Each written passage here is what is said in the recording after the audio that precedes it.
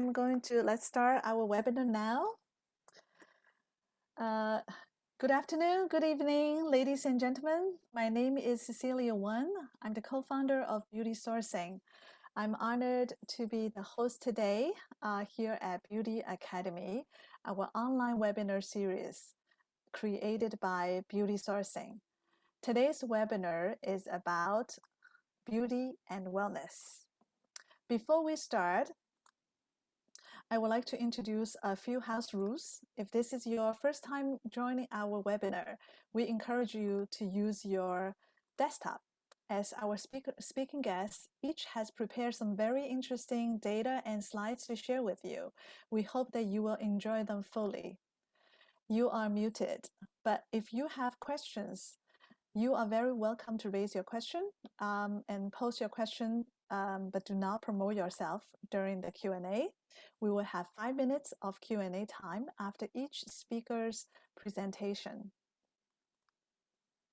The entire webinar will be recorded and available within 1 or 2 days of time at BeautySourcing.com.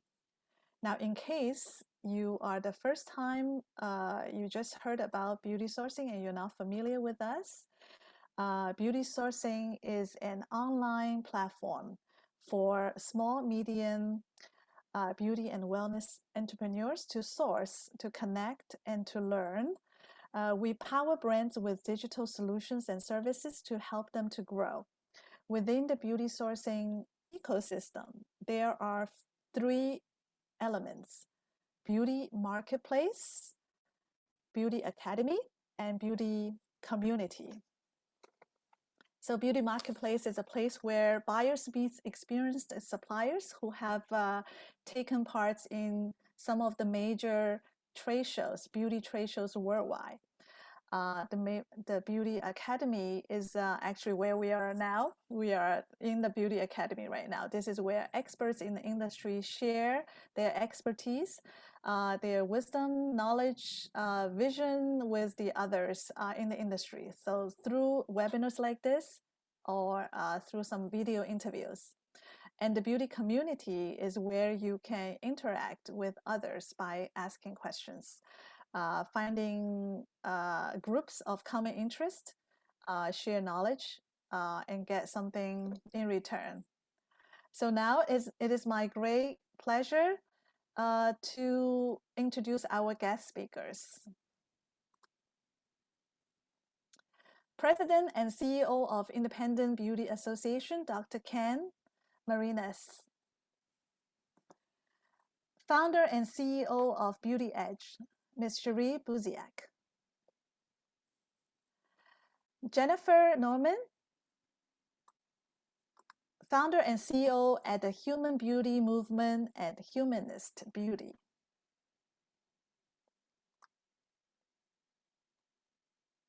Dr. Ken is trained as a cell biologist at UCLA, where he received a PhD in 1980. After serving as a postdoctoral fellow in biophysics at Johns Hopkins University, Dr. Marinas joined Mary Kay Cosmetics in 1986 as manager of their basic skin science laboratory. In 1986, he joined Estee Lauder Companies, where he retired as Senior Vice President of Product Integrity and Regulatory Affairs worldwide in 2018. Sheree Bouziak is an expert in beauty wellness product innovation and trends. She is the CEO and founder of Beauty Edge, a beauty and wellness product and business development consultancy. She is a beauty navigator that guides brands from start to finish to launch products with creativity, technology, and impact. Services include product and brand development, concept creation, category analysis, and go-to-market strategies. Our last speaker is Jennifer Norman. Jennifer is an award-winning author, founder of the Human Beauty Movement, the HBM, and founder of the inclusive skincare brand, Humanist Beauty. Her work promotes radical inclusion, wellness, and sustainability in the beauty industry and beyond. Jennifer aspires to create positive global change by inspiring deeper care, consideration, and kindness towards oneself, all others, and the planet. Now, I'm going to hand it over to Dr. Marinas to start his presentation, and he's going to talk about biology of beauty and wellness. Ken. Thank you, Cecilia. Can you hear me okay? Yes, I can. Just give me 1 second. Let me switch the screen to your presentation. Hold on 1 second. Okay. Okay. Can you Well, see the, yes? good afternoon or good morning, everybody.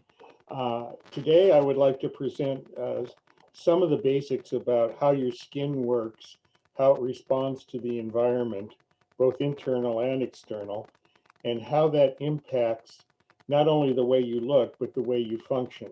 Could I have the next slide, please? So today we're going to cover how does the skin work? I mean, what is it there to really do, and how does it keep us, it's our largest organ. It's very, very important. It has a multiplicity of functions for us. And how does this happen, and how does it work, and what are the components in it? And then I'd like to talk about what happens as skin ages. What happens as you age chronologically? What forces are the skin subjected to that causes to perhaps age prematurely? And then finally, I'll wrap up with what we can do. What can we currently do to reverse skin aging and the accompanying deterioration in performance and appearance that happens? And so let's go to the first slide, please. Next slide. So how does the skin work, and what does the skin do? The primary function of the skin is to act as a barrier to dehydration. I don't know if you are all aware, but basically we are aquatic organisms internally. Most of our chemical reactions and most of our activity, neuroactivity, hormonal activity, happens in aquatic milieu. And because of that, because the biochemistry has to work in solution like that, our internal self is aquatic. Now, that was great while we were living in the ponds and the oceans and stuff like that. But the thing that allowed us to crawl out of the primordial muck and ooze is the fact that we were able to develop this barrier to protect us from the harsh external world. And this barrier, its primary function is to keep the water in and keep us hydrated, so all of those biochemical and other physiological functions continue to happen. But that's not the only thing the skin does. Skin has a tremendous sensory function, and it's not only neurosensory, feeling things, but it's immunologically sensory. It tells your body what's going on the outside and what you're in contact with. It provides a protective barrier from microorganisms, protective barrier from UV light and other things. So this very, very thin tissue, even though it's the largest organ you have, this very, very thin tissue is doing lots of things. It's an excretory organ. It puts out sweat and salts, and it's a neurosensory organ to protect you from when something in the environment is triggering an alarm response. So how does that happen? Your skin is not just a bunch of cells. It's not saran wrap. It's not a wrapping.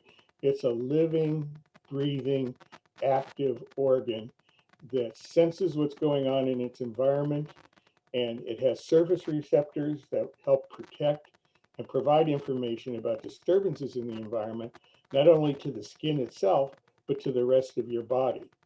I might add that there is also, it's living in partnership with something called the microbiome, and that's a whole series of other living creatures, bacteria and whatnot, on your skin surface that live in harmony and symbiosis with your skin. So your skin is not simply a saran wrap barrier, it's a very active and engaging functional organ. And that has to be kept in mind as you start to design products that impact the appearance and the way that skin works. So let's take a look at what the skin looks like inside. Next slide, please. Here's some electron micrographs showing you what the skin looks like inside. And the first one on the left is a close-up of the skin surface. Now, this is only magnified about 75 times, but you can see the detail in the pillow-like structure there. This is from the back of the hand, actually the back of my hand. And you can see the small bumps on each pillow. Each one of those is a stratum corneocyte, or a skin cell that's keeping the surface, keeping the barrier in function and it interfacing with the surface. In the middle slide, you see a cross-section of the skin. This is a light micrograph, and it's magnified about 75, 80 times. And here you can see at the bottom where it says D on the slide, that's the dermis, that's the dermal part of the skin. And then those other parts above it are the epidermis, very thin. It's only about 5 to 7 cell layers thick in some places. And then at the very top is the flattened cells called the stratum corneum. The entire barrier we were talking about, the entire moisture barrier, is resident in those 3 or 4 cells on the surface. So that's how close you are, and that's how important this organ is in keeping you functional, your whole body functional. Now, one thing that's important to note is that the skin turns over very rapidly. It turns over monthly. And what happens is the cells at the bottom, those ones just above the D, are the basal cells, and they start to reproduce there. And as they reproduce, they push upwards. And there's a whole maturation scheme that happens in the skin, where as the cells push up and mature, they become those stratum corneum, ultimately become those stratum corneocytes that you see at the very top. Now, you can see the transitional state in that area marked SG. That's called the stratum granulosum, but that's where the cells are actually going the transition from a living epithelial cell into those flattened barrier cells called stratum corneocytes. So that's how the skin essentially works at the tissue level. Now, if we go inside one of those cells, if we go inside in one of those cells in the basal layer above the dermis, and that's the electron micrograph on your right, that's magnified about 35,000 times. You can see that inside the cell, there's a lot of stuff going on. You can see keratin bundles there. You can see mitochondria that are providing energy to the skin. You can see something called the endoplasmic reticulum, that is where all the proteins and keratin is made. And you can see the nucleus there, where all the DNA information is. So what seems to be a very simple and straightforward organ, when you get into it, it becomes highly complex, highly interactive, and very, very structurally interesting in terms of how it functions with the rest of your body. Next slide, please. Now, that's not all. In the last slide, we were talking simply about this upper layer here in the diagram called the epidermis. If you see that big pink space below it, that's called the dermis. And in the dermis, there's a lot of activity going on. Not only does the hair follicle originate in the dermis, but in the dermis, that serves as the support system for your skin, where you have different types of cells working to produce materials like collagen, elastase, and other materials that build the structure inside the skin. And these become important later because they can become damaged by environmental impact, and that's what ultimately leads to part of the skin aging. If we go back up to the epidermis, there are some cells in there that also, it's not just the back, please. It's not just the cells, epithelial cells or the epidermal cells. There are also melanocytes, which make pigmentation, which also can have an impact on aging. There are things called Langerhans cells, which are the cells that are the immunosensory cells. And so there's a lot of stuff going on in the epidermis. If we look on to the right, we can see the other functions of the skin, the apocrine and the eccrine functions, and those are the excretory functions, have to do with the excretory functions of the skin, where it's removing sweat and toxins from your body. Next slide. So now you know all about skin structure, and now let's talk about skin aging. How does the skin age? What makes the skin age? Well, time makes the skin age, and by time we're thinking about your whole lifespan, from when you're a very young child to all the way up to where you're living to a point where no one ever dreamed we would live that long. The one function of the skin that stays intact for a long time throughout your entire lifespan is its barrier function, because it's so critical. But a lot of the other functions that are dependent on other activities in the skin and in the cells slow down. And so as time goes on, cell function and reparative function diminishes.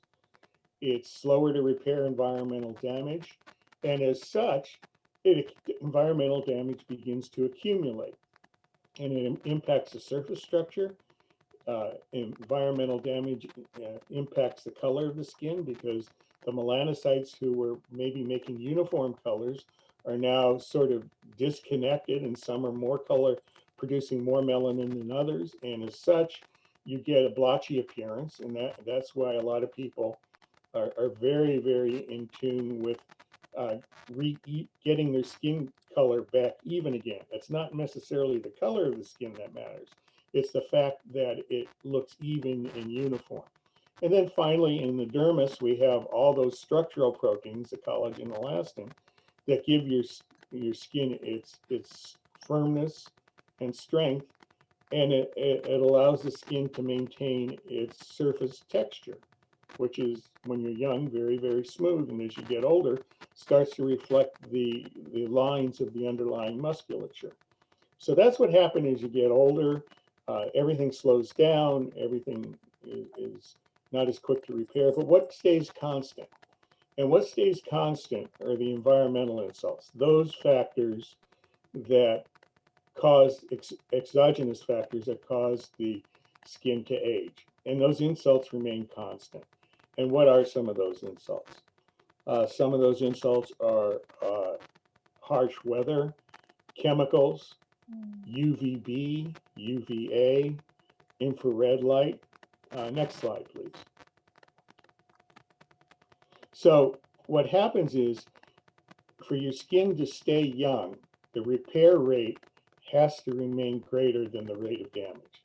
So it's not that your skin is getting older by itself, it's the skin is getting older in a harsh environment. And this is what leads to skin aging. And that's what we're going to talk about now a little more. Next slide. So what happens as your skin ages? Well, lines and wrinkles appear, again, because as that firmness in the dermis starts to break away and deteriorate, because the cells of the dermis aren't producing as much collagen and elastin and protein mass and other materials, the skin starts to sag and take on some of the look of the underlying musculature in either your face, in the very thin-skinned areas, or in other areas where it just may sag a bit. Uneven skin tone develops, and that, as we just mentioned, has to do with the dysfunction in the melanocytes. You know, those sun-exposed areas of your skin, you want them, like your face and your arms and legs and hands, you want them to be the same color, but they don't, because not all the melanocytes are in sync. Again, as we mentioned, you get increased laxity, loss of resilience, the skin starts to sag a bit, and you get chronic dryness, and that sometimes happens because of irritation, and the skin starts turning over too fast and gets flaky and is not forming a proper barrier, so it's constantly trying to catch up, and as it constantly tries to catch up, and the maturation processes are not up to the par they were, then you start to have the flakiness and dryness that can be chronic. You have reduced immune protection, that is, the skin acting as an immune sensory organ. doesn't necessarily sense all the things that are floating around in the environment that can happen. And as such, there are really two reasons why, as you age, cancer risk rises, skin cancer risk rises.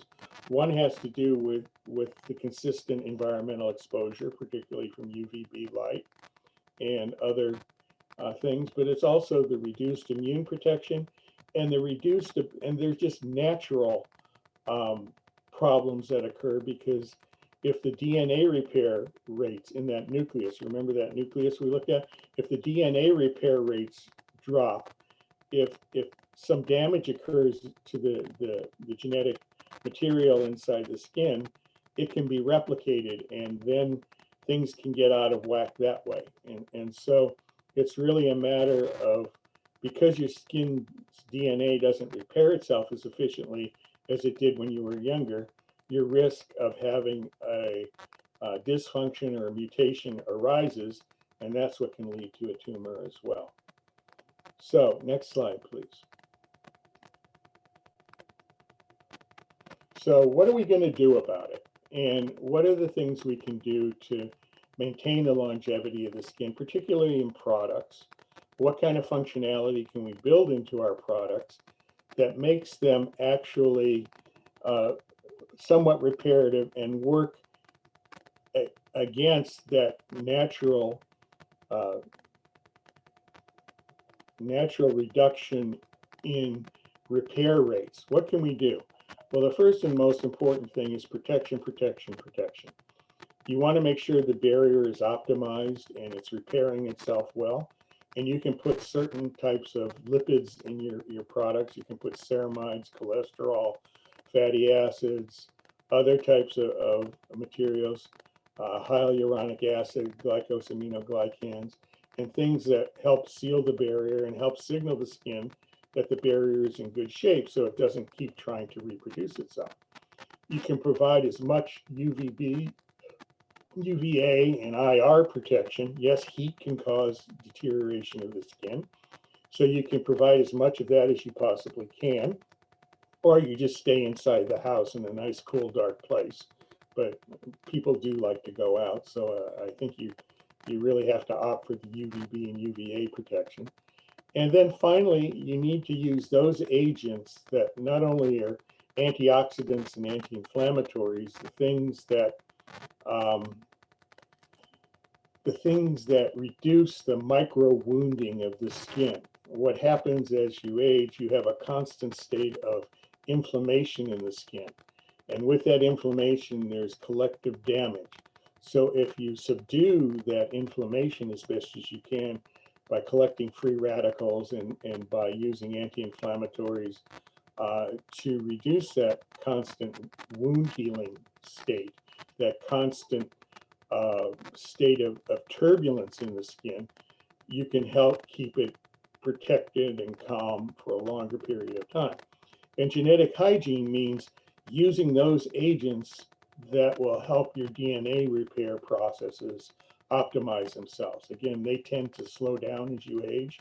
And so what you want to do is make sure that you have some kind of agents that help boost that activity in your skin. You can stimulate repair in the skin. So you have protection on the one hand, and then you have stimulation of repair on the other side.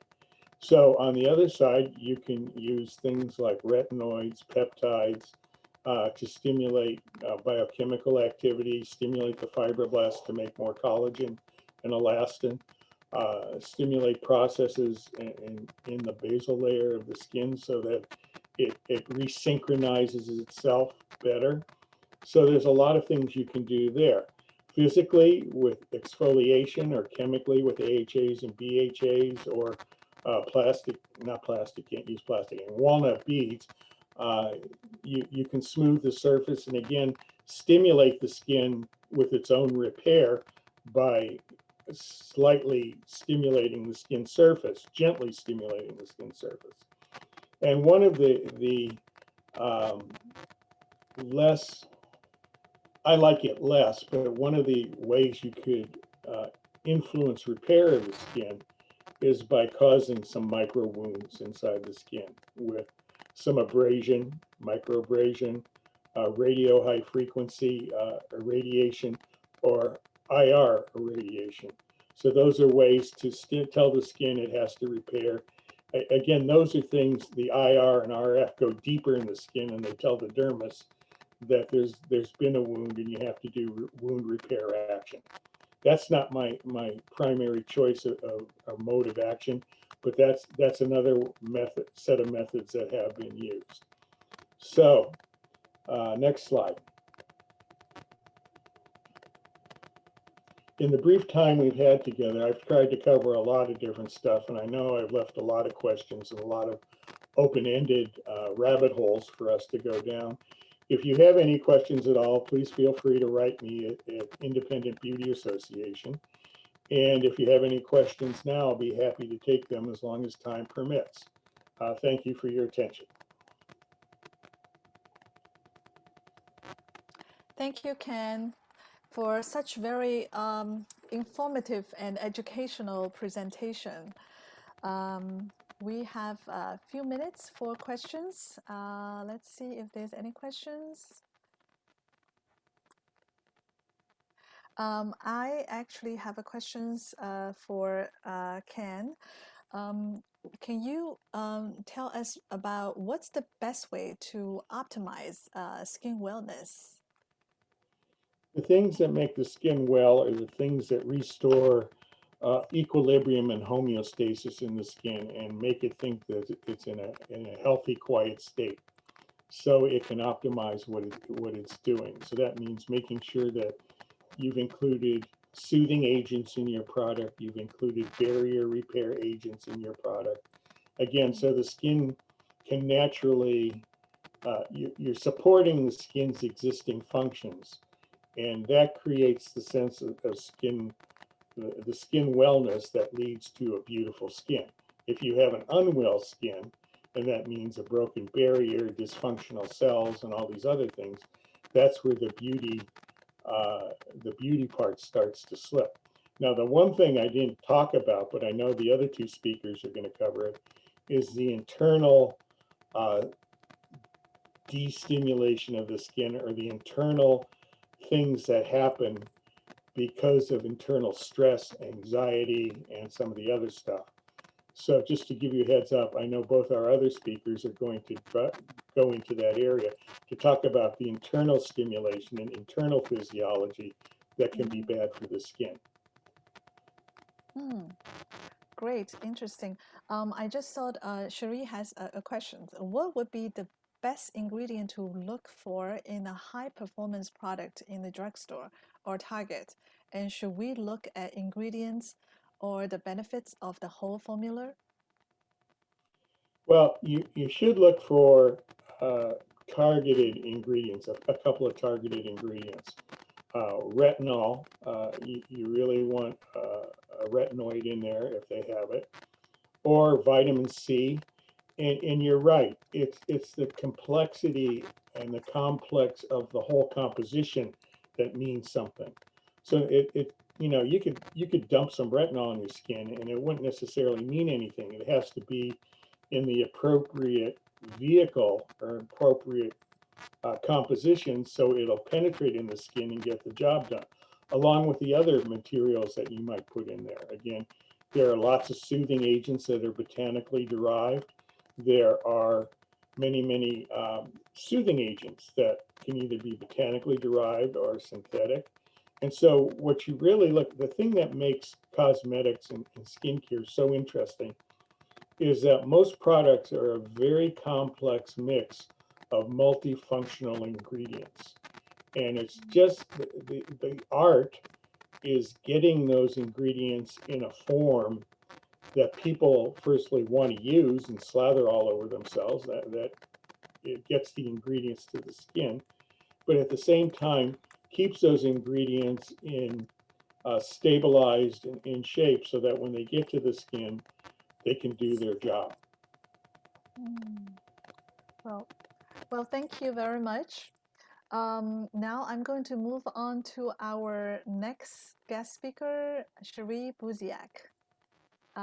Sheree, I'm gonna let you come in. Okay, thank you. I put my video off for a second, and let's see if I can figure out how to put myself back on. There I am. Okay. So let me get to the share screen and see if I can do this the right way.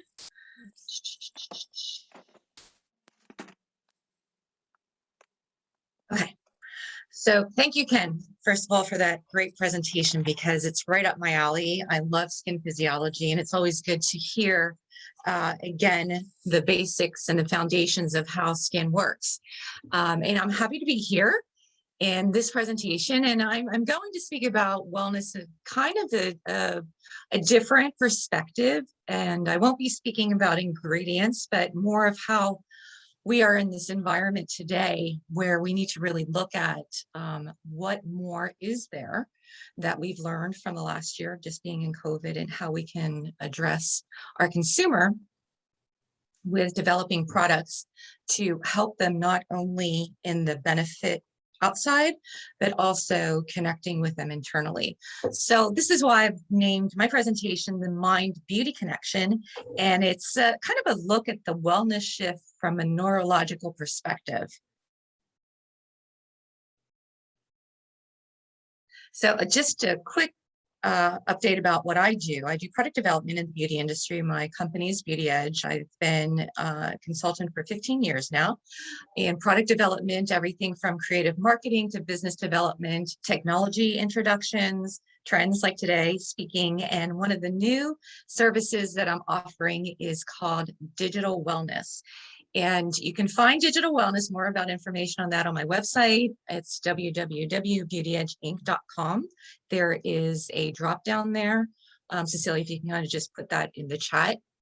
And what Digital Wellness is about is really looking at how we engage online from a perspective that we are flourishing. So it doesn't necessarily mean that we're shutting down social media, but it really time tracking and how we're engaging with everyone else in our day-to-day, because we kind of been thrown into this environment called Zoom or other platforms that we're kind of on for 24/7.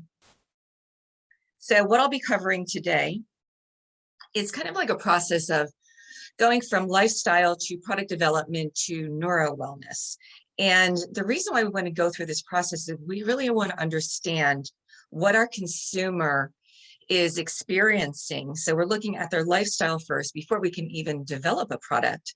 And where I'm connecting the dots are more of the neuromarketing and the more neurosciences that are going on in the world of digital and AI and our brains and our feelings and everything else that we've kind of experienced very quickly over this last year. So the first piece is lifestyle. And lifestyle really is a global priority right now as far as wellness. I'm sorry, I have to move. For some reason, I'm seeing too many things open here, and I have a lot of boxes. I see us on the right corner, so I'm sorry, kind of moving that out of the way. On my end, you can't see what I'm doing here. So anyway, the estimate of this market for wellness globally is $1.5 trillion, the market value. That's a lot of opportunity for us. And what happened is McKinsey had a survey, and they just completed this. It was in 6 different countries, roughly 7,500 consumers, asking them about wellness. So 79% of these global consumers reported that wellness is very important for their health and well-being, especially now, right? We're continually looking at how we can maintain a better lifestyle on a day-to-day basis. 42% considered it very important and a top priority. And this engagement and this focus has really increased up to 65% over the last 2 to 3 years. So being in the beauty industry, yes, we have skincare, yes, we have personal care, hair care, all those other areas and categories. Wellness is really, it's been there, but COVID just kind of pushed us over the edge to take a very, very hard look and look at the opportunities that are available for us as developers, as brand strategists, R&D and such, all of the different divisions, and servicing the consumer who's really looking for these types of products. So again, looking at lifestyle, we have to look at where our consumer is right now. What are we currently feeling? And this is a little bit different than what we looked at is before when we do product development. We look competitively at our different products. We would look at demographics. We look at where people were living, how they used different products and such. But there's this new piece that we're really starting to bring into the development, and that's how are people feeling.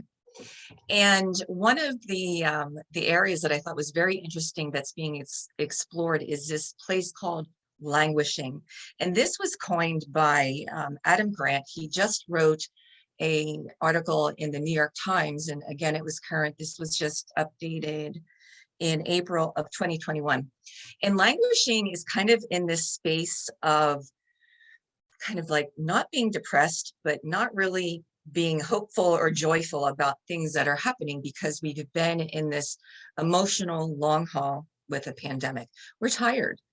All of us are tired, whether we want to say we are or not. There's different parts of our lives that have been touched.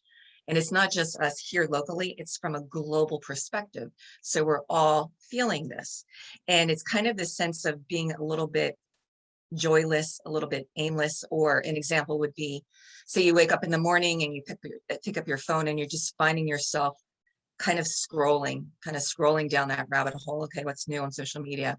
Or going just email after email. And yes, we have events in our life that we're still attending to. And yes, things are opening, but this space of languishing is an opportunity for us to connect even closer to our consumer by providing products that kind of bring up energy, or if we're too stressed out, calm us down.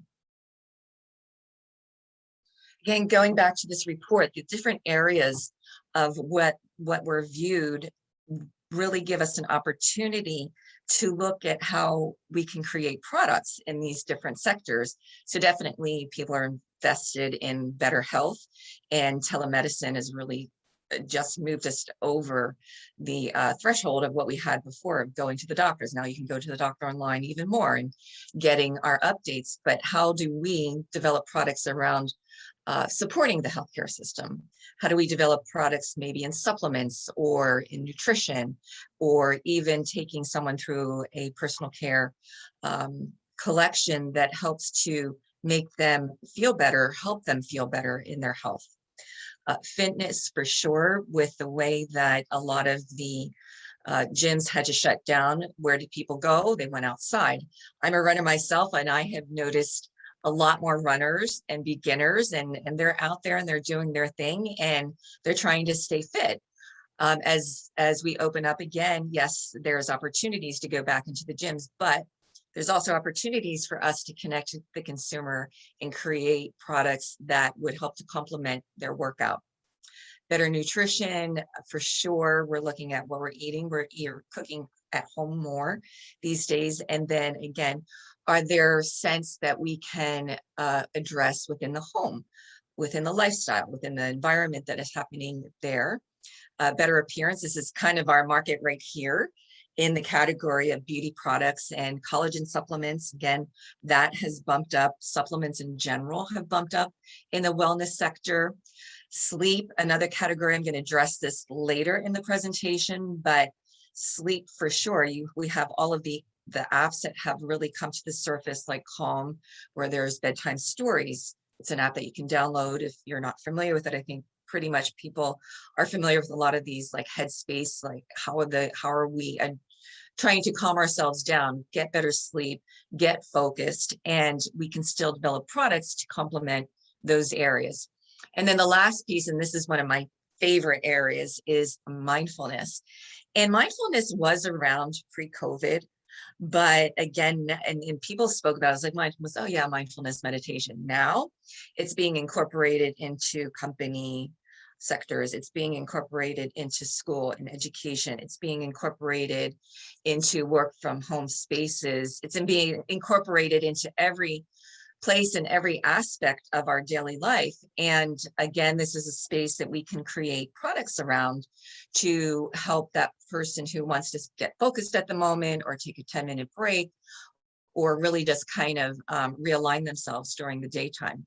again, I have on my website, there's a drop down on mindfulness, and on that page is a booklet that I put together. It's the Mindfulness Guide by Beauty Edge. And what I've done is created 7 different exercises that you can do that are 10 minutes each, but you're combining them with a personal care product. So if you're not familiar with mindfulness, you kind of can hop on there and take a look. So going into product development, I'm going to kind of take us through more of the feeling part of what I was explaining earlier. And this is a slide that I presented in the end of 2019, of October 2019 at Beauty Accelerate. And the side is on the left side, how you're viewing this, how do we develop products? Normally we develop products through our 5 senses, something we're seeing, smelling, hearing, touching, tasting, whether it's a lip product or a body product. It's very sensorial. What I said at that time was, and I kind of crossed it out in red, was how we'll develop products moving forward. Well, we're at forward already. A few months later, we just have been catapulted into this next area. And this is really how we're developing products to 21 and going forward. And that piece is moving the psychological connection into product development. So what I said at that time, it's time to combine sensory, mindfulness, and digital marketing science in beauty product development.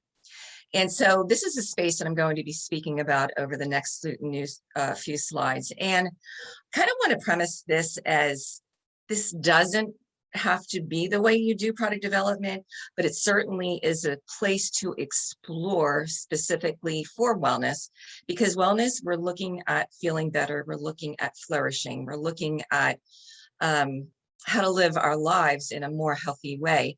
And that includes every piece. It's not just the outside, it's the inside and the outside. So neuro-wellness, I would say, is more of a mind and skin experience. It's combining kind of the psychological and sensory connection together. So it's looking at our brains, at our inner feelings, and how we're, from a tactical perspective, not tactical, but tactile perspective, how we're bringing that all together. There's an emotional connection that we're looking for as well. So the emotional connection could be a feeling of inner peace. The emotional connection could be joy. The emotional connection could be a sense of energy, because we're going through all of these changes right now that are kind of taking us through these stages that are, it's like a pendulum swing sometimes, and it's hard to get back and focused and in balance. And then combining all of these together, so sensory, mindfulness, and neuroscience in one perspective. So I wanted to present just a few different thoughts of what's going on in other areas to take a look at, because as we develop products, we have to take into consideration, it's not just the product itself, it's how we're marketing the product, it's how other brands outside of beauty are marketing products, whether they're cars or food or travel. Like, what are the things that they're using as well to help to really connect with the consumer and to bring them to that space. So the first piece is called cross-module perception. So it's the senses that are crossing paths to create a new experience. And one example that I can give you for this is there's a company called Sense. It's pretty sure it's SZENTZ. And what it is, it's a bottle of water, and at the neck is a different color of a ring around the neck of the bottle. So if you just take a water bottle and you put like an orange ring around it, or a green ring, or a red or blue, that ring itself just around the neck of the bottle is also scented. So let's take the color orange. So the one that's orange is scented in a tangerine. So as you're drinking the water, it's not flavored water, it's plain water, but because you are smelling and seeing the orange as you're drinking it, there's a perception going on with your brain that you're drinking a flavored water.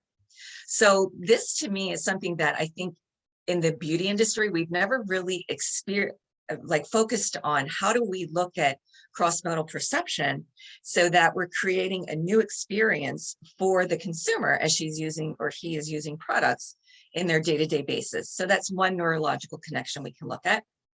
Another one is, it's called frisson. Frisson, and I'm not French, so I'm hoping I'm not killing that.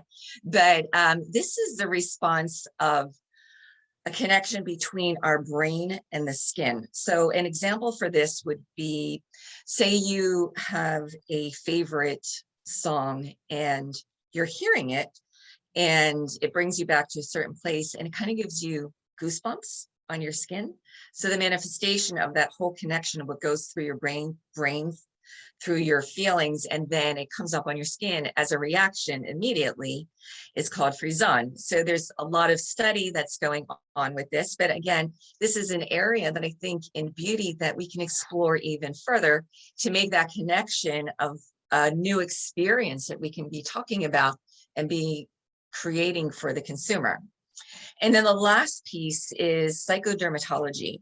So psychodermatology is pretty straightforward, and I think Ken, you may have referenced this earlier. These are emotional triggers that can cause skin eruptions on the skin. So, for example, if we're under a lot of stress, can that cause psoriasis? Can it cause dry skin? Can it cause itchiness and those types of things? It can, but it starts where? It starts in the brain, right? Because we're stressed. So again, as a beauty industry, how do we, in the wellness perspective, look at how to connect the dots on this so that these are areas that we can explore and provide products for the consumer so that they can kind of go about their day-to-day life in a way that they feel a little bit more in control of the things that they can use. Two neurodisciplines that I wanted to explore as well. There's one called neuroaesthetics, and this is the intersection of brain sciences and beauty. And at the bottom of this slide, I've got to put on my glasses for this one. I just was on Global Wellness Institute is awesome. If you have not ever looked at their website, they have a weekly mastermind group. And the presenter yesterday was Dr. Ajahn Chatterjee. So he is a fellow of the American Academy of Neurology. And this is a new area that he is exploring called neuroaesthetics. And basically what this is, it's on the study of how might beauty contribute meaningfully to wellness. And that is beauty from everything of looking at art to listening to music, to maybe bringing in food. And then also he's bringing in beauty because beauty is not his area of expertise, right? Neurosciences, but he's looking at these different areas of how we are creating beauty and how it makes us feel so that we're flourishing. And I thought one of the interesting things is that this is not beauty from a, I look good. It's more of how we identify in the world and how we're feeling in the wellness world. Another area of neurodisciplines is neuromarketing and the emotion economy. So neuromarketing, there are different companies out there that practice neuromarketing. And basically what it is when they're putting new products out as a brand, they're actually putting panels under MRI type of evaluation so they can see in the brain what's being stimulated. So, this would be a great piece for us in the beauty world to see what goes on. What are we triggering as people are using products? The other piece of this is the emotion economy. So again, there are companies that are kind of out there, but they're evaluating different expressions on the face when there's different pictures that are being presented to the panelist or the consumer. Oops. Back that are being presented to the consumer so they can track the emotional part of what is available and what they can focus on.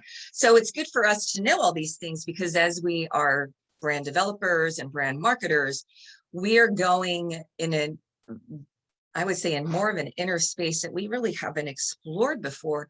And this isn't going away. This is really our future. All of AI, the fourth industrial revolution. It's another area to really, if you kind of look at a few YouTube videos on that, it's very interesting because what they speak about is all of the technical advancements that we have right now and how we are kind of being moved in this robotic space. 1 second. So if we were to take all of this information, and I only pulled 1 or 2 categories here, what are our opportunities in wellness, and kind of looking at from a neuroscience perspective as well? Definitely the spaces of sleep and the senses, the value of that market is 49.5 billion. Again, I pulled this from the Global Wellness Institute. Meditation and mindfulness, we spoke about that earlier as far as wellness, and self-improvement as well. People are looking to see how they can really thrive, not just thrive, I would say thrive and flourish instead of surviving in we're not really, I wouldn't consider us post-COVID yet. I think we have a way to go, but we're trying to get out of it. So all of these things in wellness are the areas, I would say, is categories that we can certainly create new products in. And then the product collections could be well-being resource boxes. So for example, if I'm working from home, I can create a resource box from my little desk at home, whether it's a pain relief cream or a spray that revitalizes my skin after I've taken a break from my digital engagement from being online all day, to maybe some type of calming or soothing fragrance that I smell. Product offerings also as a collection of rituals, because we have been so inundated with so many new processes to take on. We are just doing a favor for our customer for creating the ritual for them. Give them the steps, step 1, step 2, step 3, make it easy. Don't make it complicated, but definitely going back to these practices of ritual, of calming down, of stepping back, of going through a process. All the different types of lifestyles that we pretty much have taken on and in this new space, whether it's working from home, new athletic spaces, being in the home more, and personal care. There's a ton of different products that we can offer in that space. And then offering that sense around experience. And sense around is something that I coined like 15 years ago, and it's pulling all of these aspects into product development. So it is the 5 senses, but it's more of a feeling, and it's a feeling internally that we're going after to help our consumer to really be in that space that they want to move into. So that is my presentation. And again, these are the just different areas that I work in. And I guess I am open for questions. Yeah.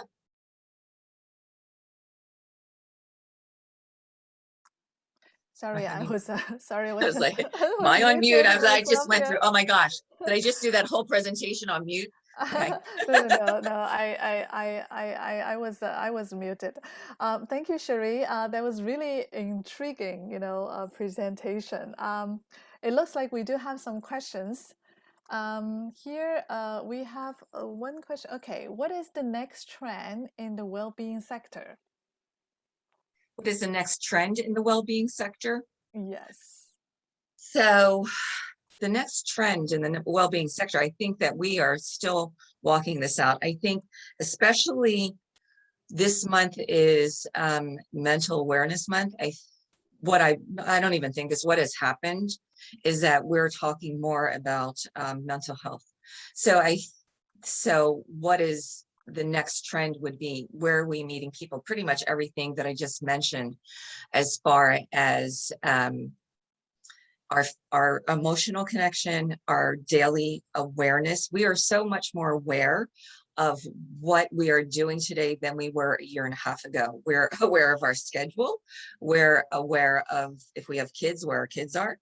We're aware of how we're feeling because we're being asked how we're feeling so much. We're aware of our physical health because our temperature is being taken depending on where we're going. So I would say putting that into the mix of where wellness is going is for sure mental health, and then physical health too. We know and are being made very much aware of our lifestyle. Thank you.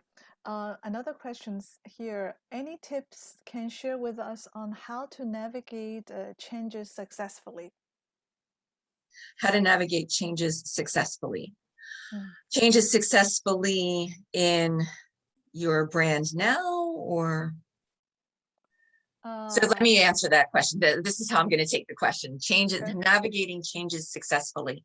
Mhm. I would say, first of all, have a plan. If you are a brand already in existence, have a plan before you move out into navigating changes successfully. And then also engagement with community. Make sure that the community that you're speaking to is a community that welcomes the change that you have in mind for them. Because you don't want to find yourself in a situation where you're creating a product or creating a brand, but then there's no attraction to your target market. So first the plan, and also with that plan, make sure the communication is very clear with your target market of what they're looking for. Thank you, Sheree. And we have, I'm just reading the chat here. Sheree, are you available for private consult? For private consulting? Yes. Was that a question? Sure. Yes. So there, if on my screen is still on, you can reach me, Sheree at beautyedgeinc.com. My phone number is there as well. And I just, and I know it sounds like self-promotion. I know it sounds like this, but on my website, there are this is for educational pieces, because I love to, I've been in the beauty industry for quite some time, and there's a lot that I have to share, and I can't answer everyone's question, but on the website, I do have articles that I've written through the years about product development, about trends, about ingredients that you can read through. They're all free. And it's from, I've been fortunate to work with companies like Avon, being in R&D and marketing, so seeing both sides of what goes on. So you'll find some articles there as well that you can read too. But feel free to reach out to me. Thank you. All right. Thank you. So our last presenter today is Ms. Jennifer Norman. Sheree, I will need your help to let me get back. Oh, I have to get out. Share screen. Yeah, There we thank go. you. Okay. Yes. So, oh no, Jennifer, you can go in yourself, right? Yes. Jennifer? Yeah, I'm here. Okay, so I think that it's available for you to come in. Yes. How's that? That's good. So Jennifer's going to talk about, Jennifer's going to talk about the ultimate beauty secret, what consumers really want. Okay, Jennifer, over to you. Thank you. Thank you so much, Cecilia. It's been really great listening to Ken and to Sheree. I feel like I have so much more of a re-education on skin science and product development. No matter how many years you spend in the beauty industry, it's always great to kind of go back to those fundamentals and also hear about those latest trends in product development. It's really exciting. And so I do want to kind of cap off our education session today by talking about the ultimate beauty secret, what consumers really want. A little bit about me to start off with. I have also spent quite a bit of time in the beauty industry, pretty much my entire career since I got out of business school a long time ago. And I have pretty much met the gamut of working on cosmetics, skincare, sun care, hair care, even NutriBeauty. And then in more recent years, I've really taken a deeper dive into naturals. I've also worked across, a number of different brands, global and multinational brands, and in all different classes of trade. In 2019, right before pandemic hit, I founded the Human Beauty Movement as a way to catalyze what I believe that the world needs more of right now, and that is radical inclusivity, wellness, and sustainability. My business became a certified B Corp just last year in recognition of its commitment to social and environmental impact, which was a great honor. And then just this past year, I founded a skincare brand called Humanist Beauty. It's 100% plant-based formula, and being a proponent of quality over quantity and slow beauty over churn and burn, I position Humanist Beauty as better skincare for better humans. So Sheree beautifully articulated some of the consumer insights that lead to new product opportunities. And so I'd like to go a little bit deeper and talk more about those feelings, kind of deep dive into that emotional aspect that was spoken about. And so absolutely, we are still languishing. How have we been feeling? I mean, we have to all kind of look back at everything that we've been through. We've all been through such a crucible. And even still, I think that there is this residue of people still, remembering and feeling, and it's leading to this languishing of feeling unheard, feeling unseen, feeling isolated. And it's like these dark days that cause us to feel alone and kind of floating through space. So whether it's due to the quarantining or social distancing, working from home, or being displaced from work altogether, a great many of us have experienced a different kind of isolation, and one that leads to loneliness, a sense, unfortunately, of a lack of value, and like almost a loss of identity. And then there's, of course, sadness and depression. Again, it's like we've all been struggling with this sense of fear, this overwhelming nature that our health, the health of our loved ones, our elders, it's really taken a toll on our mental well-being and our emotions. And, so many people have lost their lives, others have lost their livelihoods, others have lost their life savings. It had us anxious not only about illness, but it escalated into this anxiety over how are we going to live? What is our place in the world? And there was a swell of feelings like everybody was out to get us, and many started questioning everything. You saw this, great jadedness, this great skepticism over everything from government to vaccines to science in general. I guess it left us all kind of looking for that spirituality, like what is the meaning of life, and going inward. And then lastly, we have really, unfortunately, added fuel to the fire: racial injustice, power trips, hate crimes. These hit mass awareness levels. Of course, racism and bigotry have, they're nothing new, but they hit these levels of awareness and visibility. And this just the stark reality of scrolling through your feed and witnessing so many incidences had ignited this collective outrage. And so there's many ethnic communities, Cecilia and mine included, we've been, amassed in this feeling of being personally attacked. And rightly so, when brands also use these marketing tactics without backing up hollow statements with real action, then people start feeling exploited and even outraged at brands. There've been some beauty brands that have come into fire and then enter rampant call out and cancel culture among consumers. So where does this all lead to? How do we address this? And, how do we want to feel? I think that it's pretty clear, and I think we'd all agree that the way we want to feel is that all is well, that things are going to be well.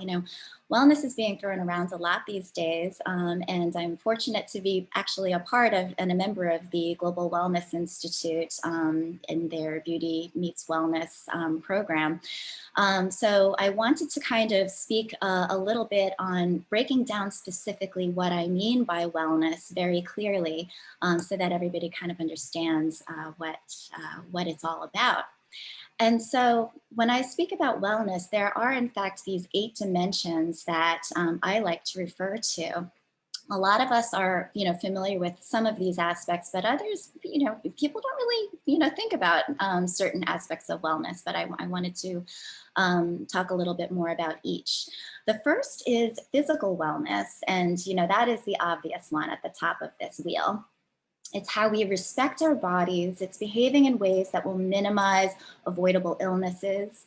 Each and every day getting healthy nutrition, regular sleep, regular exercise, and maintaining proper self-care help promote that physical wellness. Avoiding physical destructive behaviors like excessive alcohol, sugar, smoking, sun exposure, those help pave the way to optimal physical wellness. The next one is emotional wellness. And that is the ability to acknowledge and express all of your feelings in a productive way. It's not about being in a happy mood and Pollyannic all the time. In fact, a key part of emotional wellness is accepting that you won't feel happy all the time. Recognizing and expressing those feelings of anger and fear and sadness and helplessness, stress and grief are just as important to your emotional well-being as recognizing and expressing feelings of happiness, courage, joy, hope, and love. When you're able to acknowledge your feelings and work through them, and then get help when coping on your own becomes too difficult, then you'll be taking great steps to improve your emotional wellness. The third aspect is spiritual wellness. Now, spiritual wellness is striving to align your actions with your values and a greater sense of purpose. A healthy spiritual sense benevolently connects you to others and the world around you. So developing spiritual wellness moves you from apathy about your value of your life to deeply yet humbly recognizing your significance. And while religion and beliefs do play a role in spirituality, true spiritual wellness serves to unite and respect all of humankind without raising fear or hatred of those who uphold differing beliefs. As we know all too well, a lack of spiritual balance can lead to fanaticism, extremism, intolerance, and even loss of life. The fourth aspect is intellectual wellness. Now, intellectual wellness is the desire to seek new challenges in support of lifelong learning. It's intentionally striving to stimulate, engage, and exercise your brain to gain knowledge, discover wisdom, or learn a new skill. It's cultivating your curiosity by participating in challenging activities that interest you and staying open to new ideas, opportunities, interests, and wisdom to help enrich your mind, keep your brain healthy, and support that neuropliability. Seeking out cerebral stimulation without this active, intentional consideration can unfortunately lead to that passive, habitual time-wasting activity like scrolling through social media or mindlessly watching hours of television. Never have I ever, right? The fifth area is social wellness, and that is the ability to establish and maintain positive relationships with your family, friends, partners, and colleagues. Social support is a real fundamental human need. Building bonds, engaging in conversations, and sharing meaningful experiences with other people enriches your lives and the lives of others. So fostering those close relationships every day gives you a sense of belonging and helps love grow. Relationships that aren't balanced, functional, or altruistic, however, can be draining and seriously can detract from your well-being. Being able to identify, address, and correct unhealthy aspects within relationships is not easy, but it is important for overall well-being. And letting go of those toxic relationships, welcoming and nurturing relationships allows energy to flow more naturally and healthfully. Now, a lot of people don't think about this next one, which is occupational wellness, but it's becoming more and more important, especially as we're thinking about COVID and how we've changed the way that we're working. Occupational wellness is a desire to contribute and be productive in your work so you can make a positive impact on society as a whole. Self-reliance, dependability, skill progression, and stakeholder interconnectivity all play roles in contributing to occupational wellness for yourself and those with whom you work closely. Wellness in the workplace enables employees to perform at their highest potential, and having the ability and the empowerment to improve impacting factors like work-life balance, your tools, resources, your atmosphere, and your acquisition of skills all weigh into these positive gains in occupational wellness. Next, we have environmental wellness, and that is the ability to make a positive impact on your environment, be it your home, your neighborhood, your city, or the entire planet.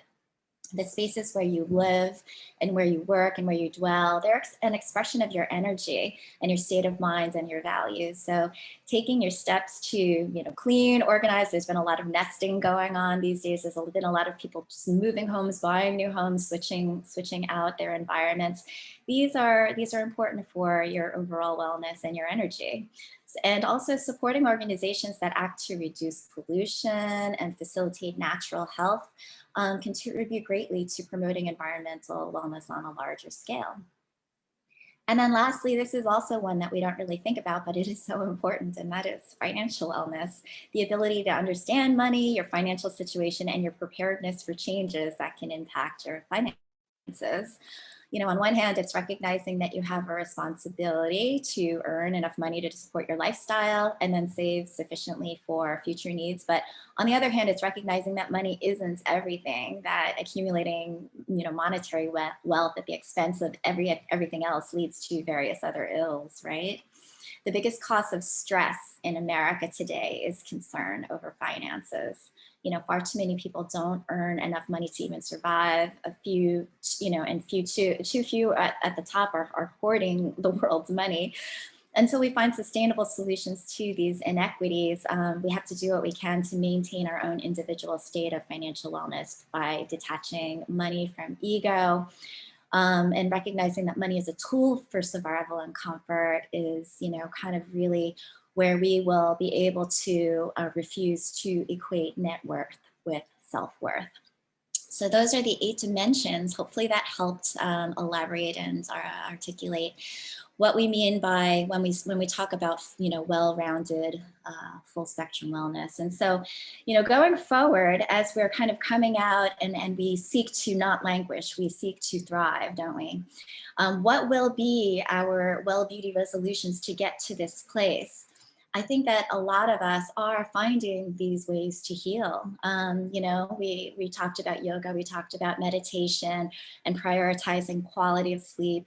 Getting out in nature is so important, you know, finding that spirituality and other things that are going, you know, helping us to get stimulated. Podcasts, you know, we're going deep into different kinds of research, obtaining knowledge. A lot of people are joining clubhouse rooms and listening in on some really stimulating conversations, and also learning ways to help others, because that does help us to heal. These are ways that we are adapting, and certainly, you know, all different ethnicities and all races, it seems like there's just this whole pervasive need and communal approach to healing where we're kind of all in this together as humanity. The next thing that we're doing in terms of finding a beauty resolution is we are holding businesses accountable. You know, consumers are savvy now to marketing manipulation, greenwashing, whitewashing, weed washing. They're growing weary of all of the things that are being said just to make a sale. And consumers are looking to align themselves with businesses that do align with their values. They're holding, you know, businesses accountable for providing proof of ingredient sourcing, of eco-sustainability, of CEO compensation and equitable pay, of doing no harm, of valuing diversity and inclusivity, of putting people first and contributing to their wellness rather than, you know, putting dollars in their own pockets. People are truly voting with their dollars in this way. And the younger that you get, the more that you are inclined to this behavior. Additionally, I had put, you know, segments of the wheel here that this essentially impacts on the wellness tools. And yes, it's actually even included occupational here, because if you think about business and that we spend so much time at business and at our work, you know, we want our work to be fulfilling and, you know, not just to our bank accounts, but to you know, enhance our own sense of contributing value and purpose with our skills in our lives. And so we're looking to our employers to be able to provide wellness at work and tools for our well-being. And then this third aspect that we're doing in terms of contributing to well beauty resolutions is, hooray, we are dismantling beauty standards. No longer is there a beauty norm or a standard where people need that to feel like they have to conform to somebody else's vision of beauty. It's all now about uniqueness, embracing your own look, celebrating flaws, and then helping others by pulling back the veil on photo retouching and you know, what real skin looks like, what real bodies look like, and knowing that it's okay to kind of show yourself. So hooray for dismantling beauty standards. But in terms of all three of these things and knowing what we're doing in terms of taking steps towards wellness, what is that ultimate beauty secret? What is it that consumers, and knowing that we are all consumers, what is it that we really want? Surprise, surprise, or maybe not so surprising, the thing that we are all seeking most is love. If you think about fundamentally what is underneath the striving for beauty, the striving for wellness, it's the striving and the desire for love. And where does it start? It starts with self-love. It starts with doing this because it feels good to you, it's helping you, it's really not only boosting your self-confidence and your self-esteem, but doing it because you truly, truly love yourself. And I think that in the past, the beauty industry, unfortunately, has not done such a good job at fostering self-love. We're doing a much better job today, and hopefully we will continue to do more so in the future. But, you know, rather than objectifying, rather than putting up standards or imagery where people felt that they needed to look like somebody else or be somebody else or behave like somebody else, this is the opportunity for us to kind of show ourselves some, you know, some forgiveness and show ourselves some support and show ourselves this self-love. Yes, that it all starts with you as your own individual in your human skin, and that you're doing this all for you. But then, of course, we want those connections. We want to feel loved. We want to be loved. We want to feel like we matter. And it is important for us to know that, you know, part of being beautiful is to be able to be recognized for our gifts and to be able to receive this love. And that is such a fundamental aspect of mental and emotional wellness, is to be loved. And then lastly, to give love. And there are so many beautiful moments, and I say beautiful moments because I do believe beauty is more of an emotion than it is just, you know, skin deep, if you will. And it is this notion that, you know, when we give love, we are at our most beautiful. When we are kind to others, we are at our most beautiful. When we are able to give love, I believe that we are at our most beautiful. And so hopefully, you know, beauty brands will recognize that beyond the skin, beyond the surface, beyond the makeup and all the fun that we do in order to shapeshift our avatars, if you will, surely the meaning behind all of this is to have self-love, to be loved, and to give love. And so what does this mean to be a well beauty brand? How do we connect the dots to create more love for our consumers? Let's think back at the wheel and see what are some tips and some advice that we might be able to share. First, perhaps, as you know, Sheree, you know, beautifully mentioned, we can look at our products, but not only that, we can look at our marketing, our operations, all of our decisions. Are we really supporting or detracting from 8 dimensions of wellness for not only our consumers, but all of the stakeholders that we support, the employees, our vendors, our communities, the planet? Are we supporting or detracting? Secondly, let's correct and monitor those activities to ensure that we're having a positive long-term impact on society's wellness. They say whatever you measure improves. So let's go ahead and measure it and make sure that we're continually making improvements. Thirdly, love starts inside the company and the brand. Do your employees and stakeholders feel valued? Do they feel appreciated? Are they happy? Are they safe? Are they passionate about serving? Do they love coming into work every day? You know, happy employees make better products make for a better society.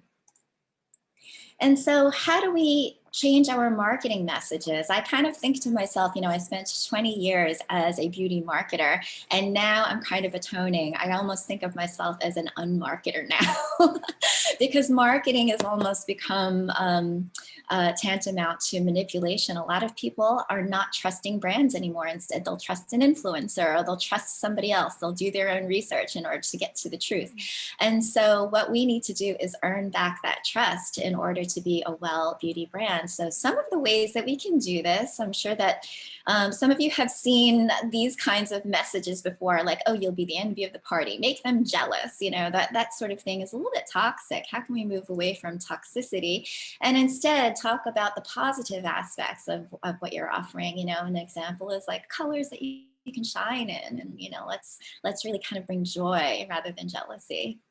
Another thing is like creating obsession, you know, product proliferation, that, you know, you got to have it, must have, get more, buy more, leading to financial unwellness as well as mental unwellness and hoarding. Instead, you know, let's be very choiceful and mindful about each and every product that we put out there so that it's really got this essence of we made this just for you. And, let's just, not throw out a ton of products into the marketplace to try to capitalize on a wellness trend. Let's really be choiceful and think about the planetary sustainability of doing that. It's not going to be sustainable. So let's really just think about how we can be and more pace out everything that we're launching. How can we, re-support things that we already have in our portfolios and let those shine. Fix that flaw, get rid of that cellulite, get rid of that acne.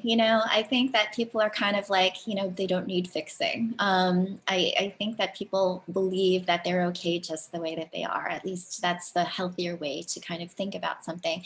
But, certainly we know that it does impact people's self-esteem when they've got wrinkles and acne and signs of aging. And so, yeah, it's like, if this bothers you, this is something that you can try, but it's not like you're flawed or that you have this flaw and we're here to fix it. And then lastly, it's like, oh, you deserve that. Isn't that the pinnacle of manipulation? Rather than, it's like, this might cost more, and here's why. And it's like validating the reason why somebody might want to splurge in something that you're offering. So with that, I think just in culmination and to summarize everything, in order to be a well beauty brand, we really want to do the right thing by consumers. They're counting on us to do the right thing. And so let us truly do it and serve them well. Thank you very much. My name is Jennifer Norman, founder of the Human Beauty Movement and Humanist Beauty. Thank you so much, Jennifer. That's very inspirational. And thank you for sharing your insight. I think, Alyssa, we have a question for you. Okay. From Kevin. Can you talk a little more about radical inclusivity and how that relates to beauty and wellness? Oh, I would be delighted to, Calvin. I almost think about radical inclusivity as my life's work. And the way that responds to wellness is multiple folds, but I'll answer it in this way. If we think about inclusivity in the past from a beauty aspect, it was kind of like, let's hire a blonde girl, a brunette girl, and a redhead. Yay, we're inclusive. That's not necessarily what I would consider radical inclusivity these days. Radical inclusivity is going the extra step to give people seats at the table, not just for representation, but really hearing them, seeing them, and responding to them with the types of products that you are providing for them, with the messages that you're sending out, for people to feel like they are being seen and being heard. One of the earlier slides that I had is like, people just feel like they're forgotten, like they're not seen and not heard, and that they're almost invisible. This happens when people start getting older. This happens when people are of a certain ethnic group and they feel like they're being alienated or just left out or marginalized, or even from an ability standpoint. If somebody has a hard time seeing or reading, or due to any kind of physical or neuro ability difference, then it's kind of like, what can we do to kind of think about them so that they can opt into these wonderful beauty type products and services that we are offering. And so the way that it helps to contribute to wellness is this sensibility of connection and of course, when I say radical inclusivity, I mean that we all feel like we're part of a group, the same team, and that people are really respecting them for who they are. So it gives them that sense of purpose, it gives them that sense of validation, and it helps them to feel important, which leads to, really, really positive aspects to emotional wellness. And so, that's it in a nutshell, but it's really kind of going that extra mile to have compassion and not just empathy, not just saying like, oh, I'm really sorry that this happened, or, I feel like, gosh, I can understand how you feel, but this is what I'm going to do to take steps in order to make sure that from our heart of hearts that you are included and that we see you and that we're making this for you, or we're doing this because we know that you are important and that you matter. Great, thank you. I have a question for you. Yeah. On Earth Day, the Allure magazine announced its pledge to avoiding the use of eco buzzwords like green and zero waste packaging. Yeah. How do you think this move impacts consumers' wellness? And I think that that's number one, to your point, Allure Magazine has really, I think, done such a wonderful job as of late. One of the more recent moves that they've made is to strike the word anti-aging from all of their editorial. And now this is a way to help to prevent greenwashing.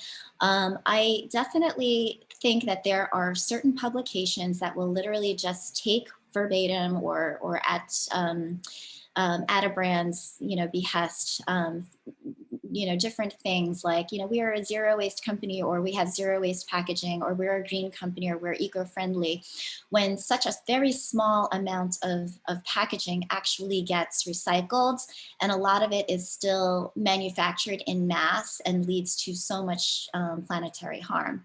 And so I think that what Allure is doing by helping to really put brands on notice to say, if you're going to say that you're zero waste, you have to tell us exactly what you mean, rather than just saying that we're no longer going to be able to say that, or we're no longer going to call brands green brands unless they are verdantly green, like they are the color green, which I think is promising. And it's really helping to kind of demystify and to get to more of the truth of what's going on in the beauty industry. So I celebrate it, and I think it's going to help brands to be more open and honest and real. And I think it's going to help the environment in the long run by, recognizing that if people are buying a certain product and they think that it's going to be recycled, these are the things that they need to do in order to make sure that it's going to get recycled. One of the things, just as an example, that I did on my brand is I actually have where people can go on the website and fill out a form. My company will pay for them to send us their empties. They can be from my brand or anybody else's brand. They can send them back, and then we partner with TerraCycle to make sure that it's responsibly broken down and recycled properly. So it truly is a zero waste initiative, but others are just relying on municipal recycling to say we're zero waste, So that I think is, it's a good move, and it's going to lead to overall wellness in the beauty industry from an environmental standpoint. Okay, thank you very much. Thank you, You're welcome. Jennifer. We're about to wrap up the webinar today. Is there anything our honorable guests would like to discuss or have any questions for each other? Ken and Sheree, Jennifer? I would love to ask Ken a question. Yes, please. What do you think about CBD and skincare? I'm on the fence about CBD, honestly. Okay. Does it really do everything it says it does? Probably not, because I've been around a long time and I've seen a lot of magic bullets come and go.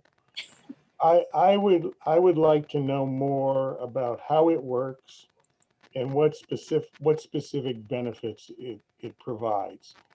And I've seen a lot of stuff like it'll do this, it'll do that, it'll do other things. But until it's really more tried and true, I would not be as enthusiastic as some people are. Great answer. Fair enough. Okay. I guess we will wrap up today's webinar. Let me thank you, our presenters today, Dr. Ken Marinas, Sheree Bouziak, and Jennifer Norman, for joining us today, sharing your expertise with us. And thank all the audience. You have been great audience today for attending our webinar. If any of you are interested in attending more of these kind of webinars, Beauty Academy, powered by the BeautySourcing, is planning more presentation in the upcoming months. You can register on BeautySourcing.com and check the schedule. Because of the brief Q&A sessions we have today, some of you might have some unanswered questions, or after the webinar, you might have come up with any questions, new questions. Feel free to join our beauty community to connect with the speakers. The webinar is recorded and will be uploaded within 1 or 2 days of time, and you should receive an email with the link of the video.